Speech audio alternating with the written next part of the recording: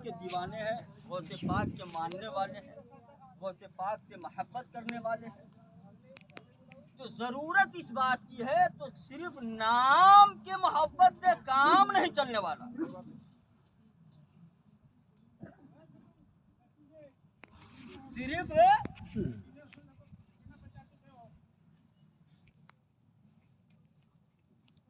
صرف کام کی محبت کریں گے تو غوث پاک کی سیرت پہ عمل کرنا ہوگا. تو غوث پاک اپنی زندگی میں کبھی جھوٹ بولا تھا؟ بولیے ذرا، آپ لوگ ایسے بول رہے ہیں جیسے کہ آپ لوگ کو پتہ ہی نہیں ہو. ارے غوث پاک کبھی زندگی میں جھوٹ بولا تھا؟ اور نماز چھوڑ دی ہوگی جان بوجھ کر، چھوڑی ہوگی نا غوث پاک نے. عاشق جو ہے اپنے محبوب کی ہر ادا کو مانتا ہے.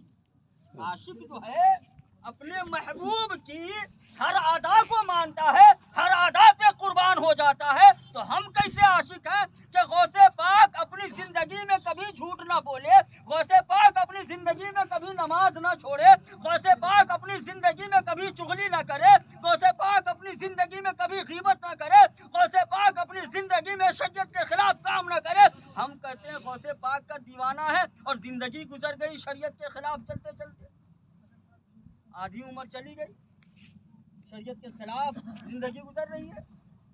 اور پھر کہتے ہیں ہم غوث پاک کا دیوانہ ہے، غوث پاک کا مستانہ ہے، غوث پاک کے ماننے والے ہیں، غوث پاک کے نام پہ جان دے دیں گے، غوث پاک کا دامن نہیں چھوڑیں گے.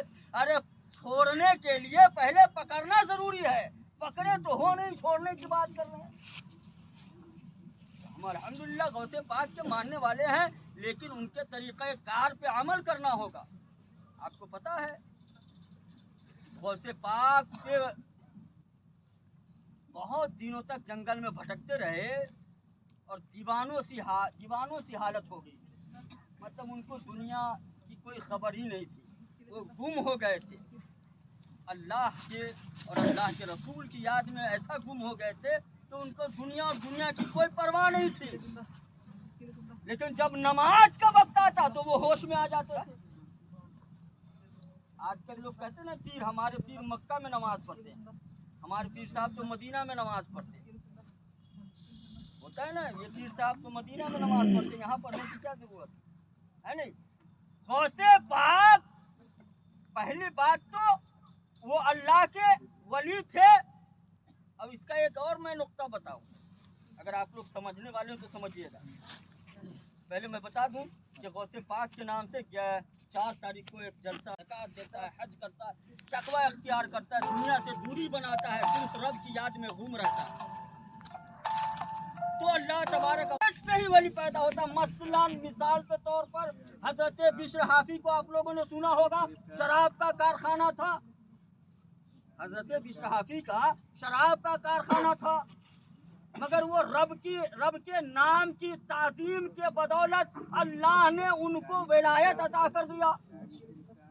حضرت حبیب اجنی سود خور تھے، مگر رب سے ڈرنے کے سبب اللہ نے ولایت عطا کر دیا. تو یہ لوگ بعد میں ولی بنے، پیدا ولی نہیں ہوئے، مگر غوث پاک ولی بن کر کے ہی پیدا ہوئے.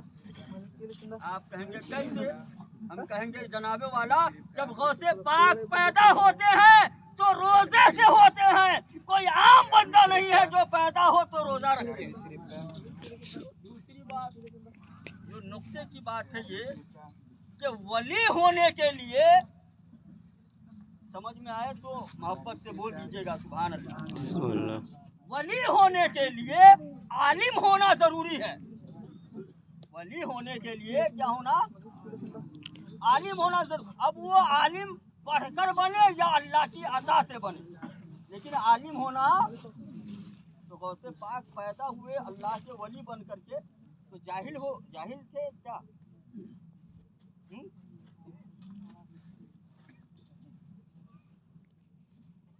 اب حافظ ہونا ضروری نہیں ہے، حافظ ہونا ضروری نہیں، عالم ہونا ضروری ہے ولی ہونے کے لیے. سمجھ رہے ہیں؟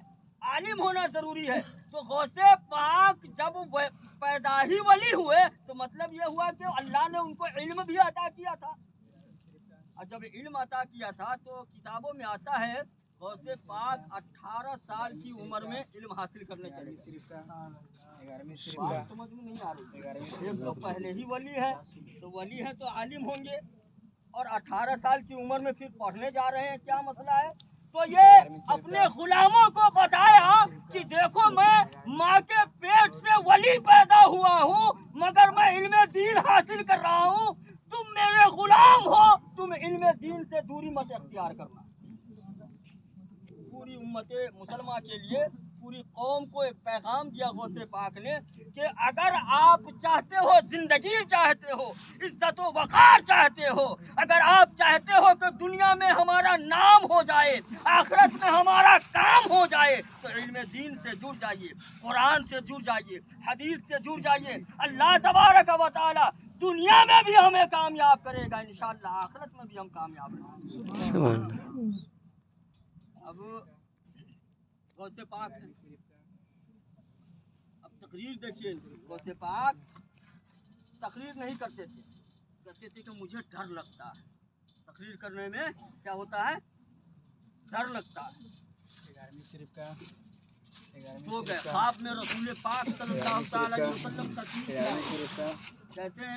کہتے عبد القادر تم وعظ کیوں نہیں کرتے, تقریر کیوں نہیں کرتے؟ کہتے حضور مجھے خوف محسوس ہوتا ہے.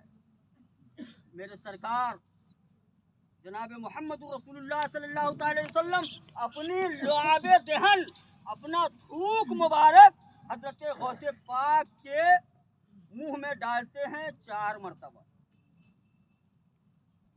پھر حضرت علی آتے ہیں, وہ بھی کہتے بیٹا واعظ کیوں نہیں کرتے؟ کہتے خوف ہوتا ہے. پھر انہوں نے بھی لعاب دہن ڈالا 3 مرتبہ. کھڑے ہو کر کے غوث پاک فرماتے ہیں کہ جب غوث پاک کا مجمع لگتا تھا تو 70,000 کا مجمع ہوتا تھا اور بغیر مائک کے وہ تمام لوگ سن لیا کرتے تھے ان کی تقریر کو.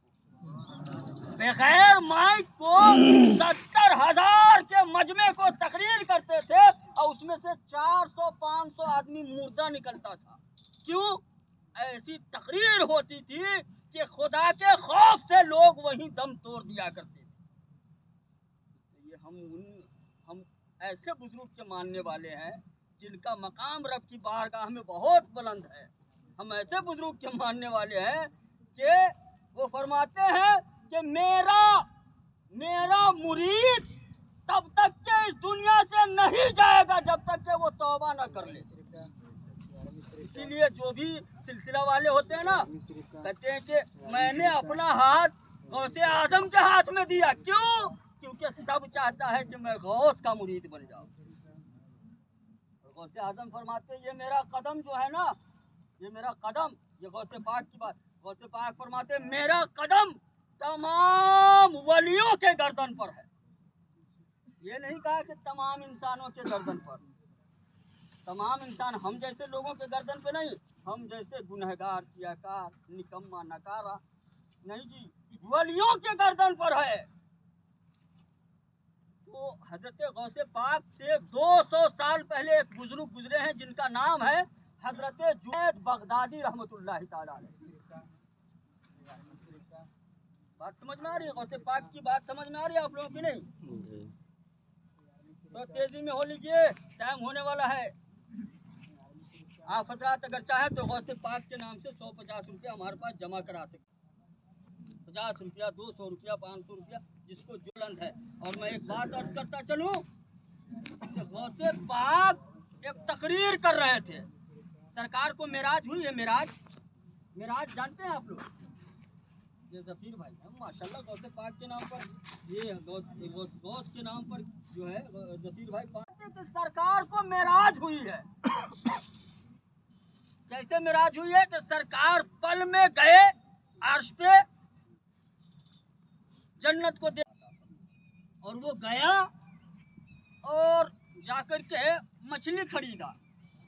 مچھلی خرید کر کے اپنی بیگم کو لا کر دیا, بیگم اس مچھلی کو بناؤ جب تک کہ میں دریا سے نہا کر کے آتا ہوں. اب اس کی بیوی मीठी मछली बनाने लगी, या चले गए नहाने। यूं ही दरिया में डुबकी लगाया, पहले गया था मर्द था, खूबसूरत औरत बन गई।